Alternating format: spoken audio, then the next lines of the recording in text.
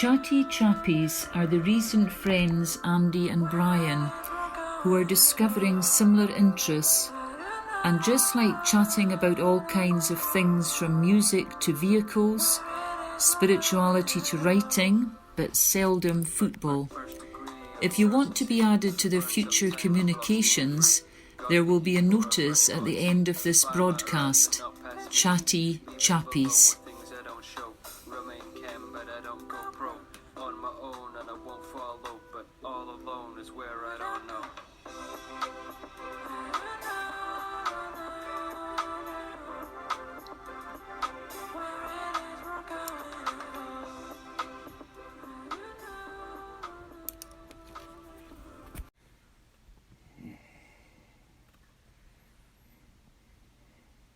Hi.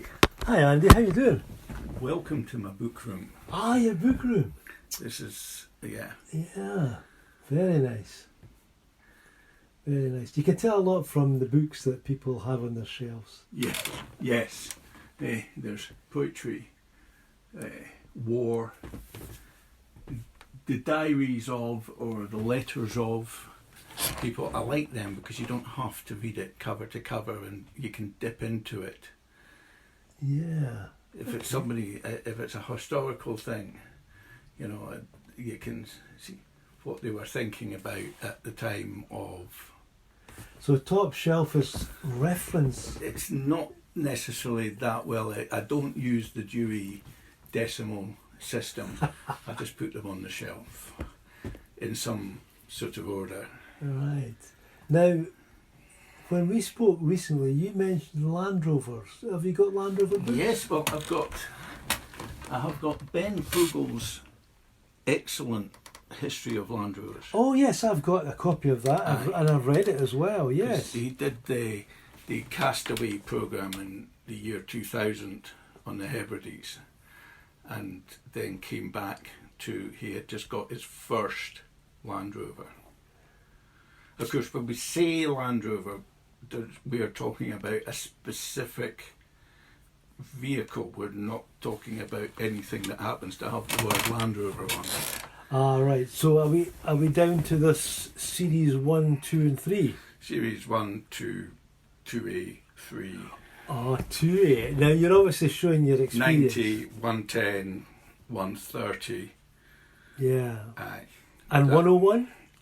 Yeah, 101. 101. Or 110, you can call it either way. Yeah.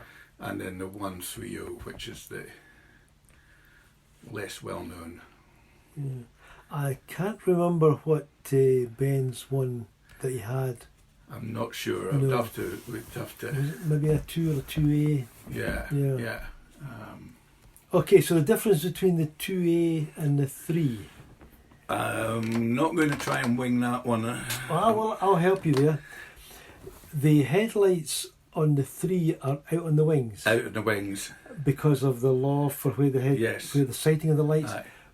Now the 2A was also out on the wings. Aye. But the 2 was not. And the 1 are both, they're in between in the.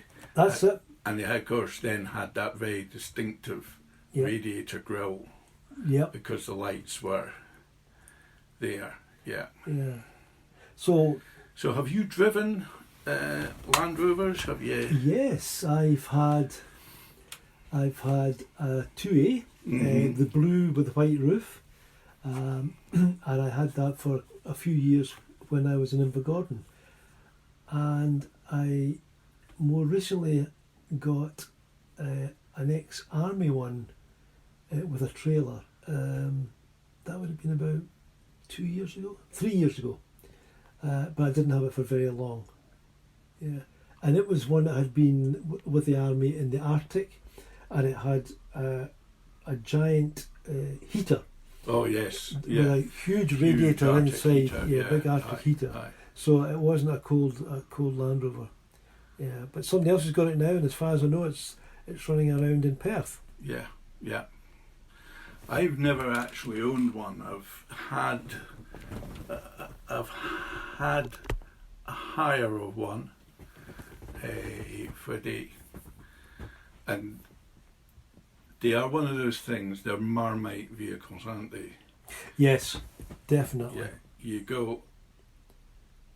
Some people would sit in it and go, "I don't understand the fascination with this. It's the most uncomfortable thing I've ever." Yes. And other people will get in it and be besotted.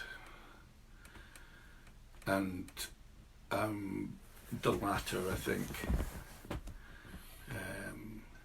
Yes, and a great vehicle from my perspective. Certainly, I am one of these ones that when I sat in the first time, it was just amazing. And then when you start to see where it came from, its roots, what its purpose was, using it to plough fields, to go where no other vehicle could have been, fascinating. Because the very, very early models, the steering column was in the centre. You had hence the reason for the 3-seat configuration. Right. Very, very rare you get one. The sort of almost pre-production models. I don't know if they ever went into production with the centre driving position, but it was going to be. It was considered. Yeah. Yeah, and the Defender, of course, has come quite a distance now, and we have more recently the new Defender. It's been out now, what, over a year, is it? Yes. It's about that, yeah. Yeah. Okay, what's your take on that? The new Defender. Let's talk about colour then. Well, colour. Okay. Colour, yeah. Right. You mentioned yours original, the blue with the whitey cream coloured roof. My choice would have to be somewhere in that, either the blue or the green. Oh yes. Yeah. The green equivalent. Yeah. Okay. So you're not a fan of the black mats and the chunky wheels No. I don't want to make it look like I'm the local drug dealer. Yeah, or a miniature Hummer from America. A miniature Hummer, yeah. No, I'm not going to, I don't really. It's not my thing. Mm-hmm. I want it to look like an industrial, semi-rural. Right. Yeah. It's got to serve its purpose, so if it has to go off-road, it can go off-road. Likewise, I'm never going to order it with the slick, road tyres. Because that's how you embarrass yourself. Yep. You rock up somewhere and the folks say, "Can you take us to the top of the hill?" And the tyres haven't even got the grip for the wet grass, let alone... Yes. Yeah. Mm-hmm. You want it to perform. Have you driven your off-road? Have you ever done any serious off-roading with I've done a little, but nothing that I could say that I'm an expert or could tell somebody how to do it. But I do recall, just when you said that, it was one winter in Invergordon, and I'd taken the Land Rover out with Gary, my son, and we were going down the road in the 4-wheel drive on the snow, and it was super. It was just gripping well. So I thought I would slip it into 2-wheel drive. So I did that, and as soon as I did that, the next minute I knew we'd spun the Land Rover right round on a bridge and come to a halt. And there was a dead silence for a few seconds, and then Gary turned to me and said, "I don't think we should do that again, Dad." And so remind me then, as you had the two, the yellow and the red. Oh yes. So you yellow. One disengaged the front hubs, and one engaged the lower range. Yes. Yeah, and there was a spring load. That's correct. Yeah. So there was like 3 sticks, wasn't there? Or 4 if you include the handbrake. Yeah. The gear stick, and then the yellow and red, disengaging the 4-wheel drive. But then the other one is for the low range. Yeah. When you had the Series 2, disengaging the 4-wheel drive and driving it, did you notice, was there a noticeable difference in fuel consumption? I I can't say I remember. Because by the time Yeah. on any Land Rover, whether it be of our proper Land Rover types, the 110, or any other, it's been constant four-wheel drive in the later models. So you didn't have the option of selecting two-wheel drive. Right, yeah. In fact, our current car is a four-wheel drive permanent, which can be a bit strange because if you go over the white lines when we're crossing lanes, you can feel that slip. Yeah. Because it's looking for more torque, and the torque arrives, and then you have that slight skid or slip.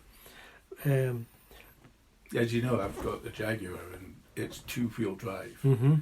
It was a showroom model, so when I bought it, if I was going to go back to buy it, order one, I would order. It'd still be the XF estate, but I would order the four-wheel drive. Okay. Just for getting out of here in the snow. In the snow. Yeah.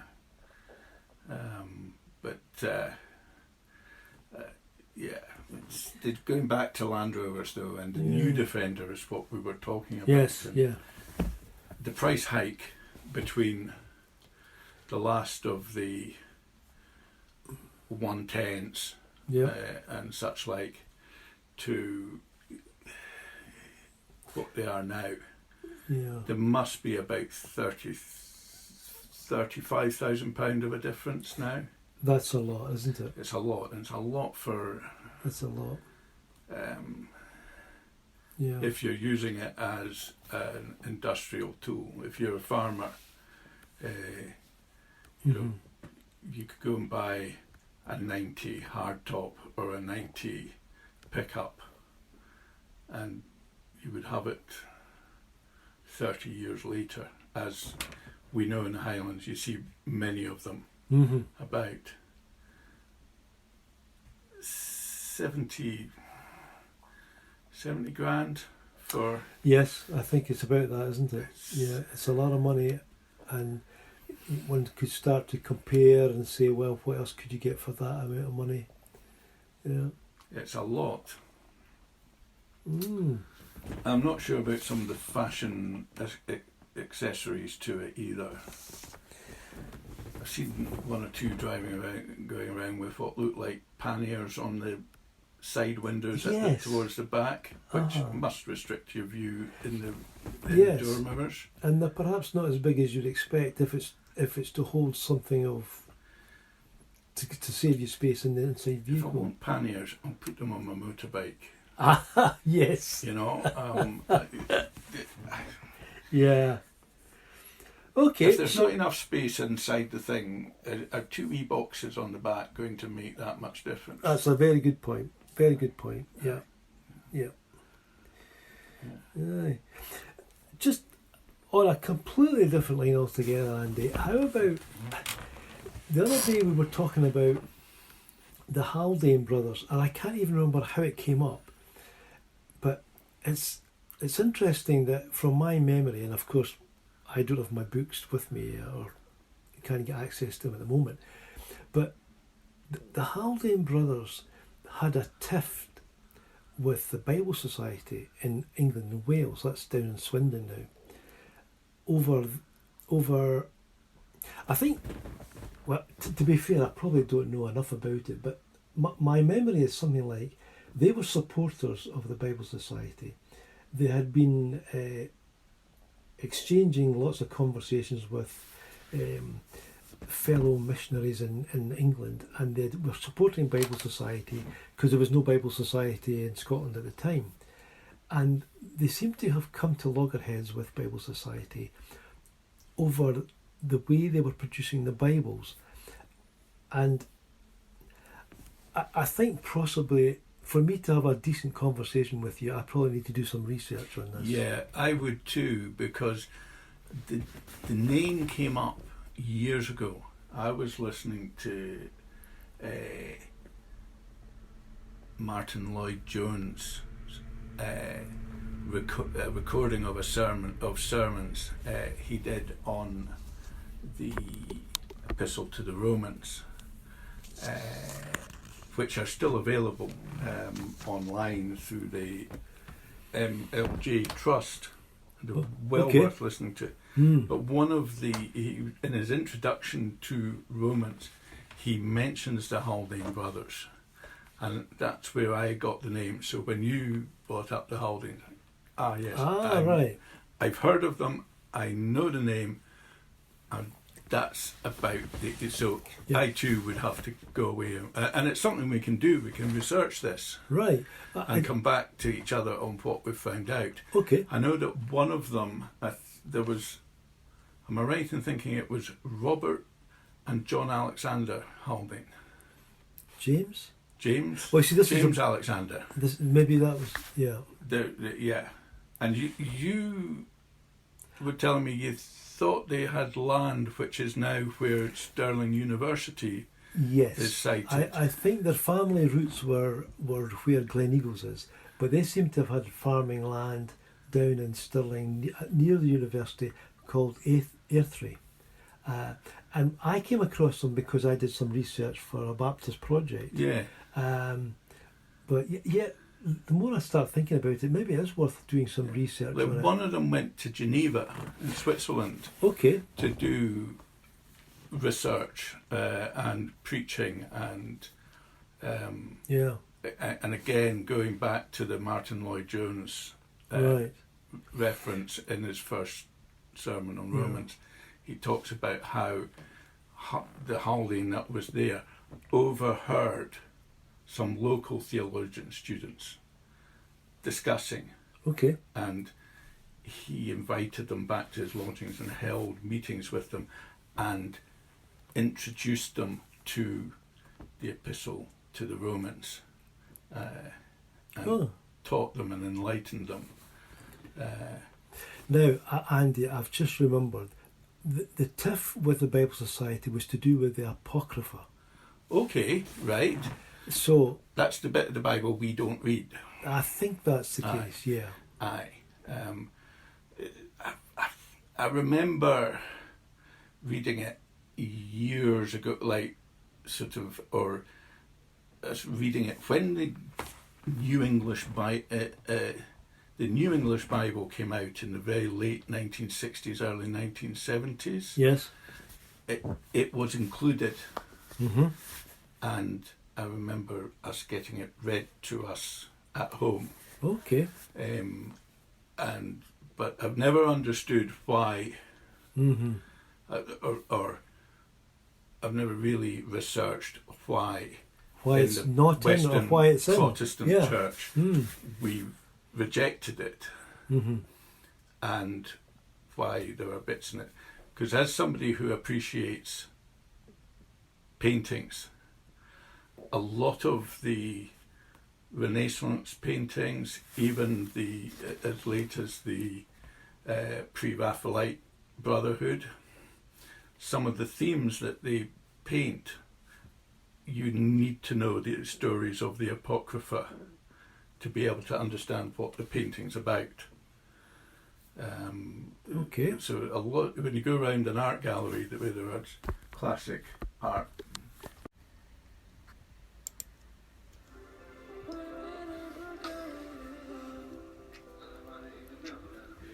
You were listening to Brian and Andy of Chatty Chappies. It's now easier for people to find our page Chatty Chappies in Facebook search. Come and join them again soon. If you want to know when to hear them next, send a private message with your email details to the Facebook page Chatty Chappies for further instructions. The song Uncertainty by Broxton Knox is available on Spotify.